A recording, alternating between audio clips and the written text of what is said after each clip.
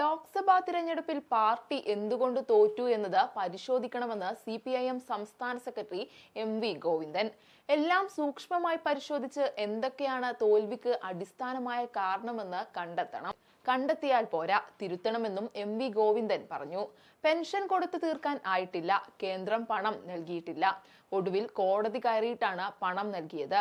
ദുർബല ജനവിഭാഗങ്ങൾക്ക് ലഭിക്കേണ്ട ആനുകൂല്യങ്ങൾ കൊടുക്കാൻ സാധിച്ചില്ല. സംഘടനാപരമായ പ്രശ്നങ്ങളുമുണ്ട്. അതെല്ലാം ലോക്സഭാ തിരഞ്ഞെടുപ്പിൽ വോട്ടിനെ സ്വാധീനിച്ചിട്ടുണ്ട്. തൃശൂരിൽ BJP ജയിച്ചതിന്റെ ഭാഗമായിട്ടുണ്ടായ 86,000 വോട്ട് എവിടെ നിന്നാണെന്നും MV ഗോവിന്ദൻ ചോദിച്ചു. ഞങ്ങൾക്ക് 3,000 വോട്ട് കൂടിയിട്ടുണ്ട്. രണ്ടാം പിണറായി സർക്കാർ അധികാരത്തിൽ വന്നപ്പോൾ ഉണ്ടായ ദൗർബല്യങ്ങൾ വേറെയുമുണ്ട്. എന്തുകൊണ്ട് UDFന് ആഹ്ലാദ പ്രകടനം നടത്താൻ കഴിഞ്ഞില്ല എന്നതും ചിന്തിക്കണം. വരാൻ പോകുന്ന തദ്ദേശ തിരഞ്ഞെടുപ്പിൽ ജയിക്കാൻ സാധിക്കുമെന്നും അദ്ദേഹം പറഞ്ഞു. നമ്മൾ നല്ലതുപോലെ തോറ്റിട്ട് ജയിച്ചു എന്ന് പറഞ്ഞിട്ട് കാര്യമില്ല. പകരം എന്തുകൊണ്ട് തോറ്റു എന്നത് കണ്ടുപിടിക്കണമെന്നും MV ഗോവിന്ദൻ പറഞ്ഞു. സൂക്ഷ്മമായി പരിശോധിച്ച് തോൽവിക്ക് അടിസ്ഥാനമായ കാര്യം കണ്ടെത്തുക തന്നെ ചെയ്യും.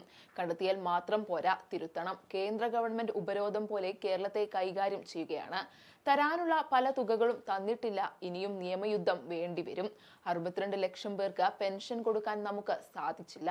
സാമ്പത്തിക പരാധീനത മൂലം പല ആനുകൂല്യങ്ങളും പൂർണ്ണമായും കൊടുക്കാൻ കഴിഞ്ഞിട്ടില്ല. അവരൊന്നും സംതൃപ്തരല്ല എന്നതെല്ലാം വോട്ടിനെ സ്വാധീനിച്ചിട്ടുണ്ട്. ഇനിയും ഒന്നും കാണാതിരുന്നിട്ട് കാര്യമില്ല. തുറന്ന മനസ്സോടെ തുറന്നു എല്ലാം കാണുന്നുണ്ട്. ആദ്യം കൊടുത്തു തീർക്കേണ്ടത് ഏതെന്നുള്ളതിൽ ധാരണ വേണം. സർക്കാരിന്റെ പ്രവർത്തനം സജീവമാക്കുന്നതിൽ ആലോചന വേണം.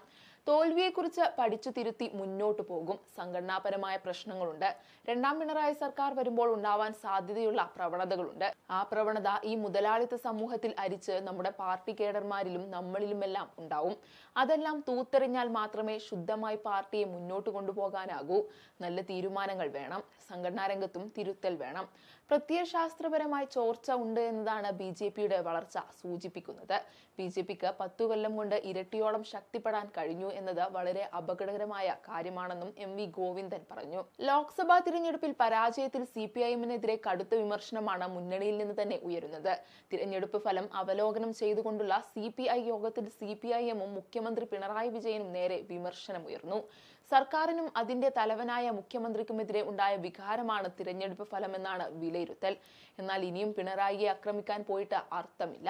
ജനമാണ് പിണറായിയെയും ഇടതുമുന്നണിയെയും തോൽപ്പിച്ചത്. ജനം തോൽപ്പിച്ചവരുടെ നെഞ്ചത്ത് വീണ്ടും കുത്തുന്നത് അർത്ഥമില്ലാത്ത കാര്യമാണെന്നും വിമർശകൻ പരിഹസിച്ചു.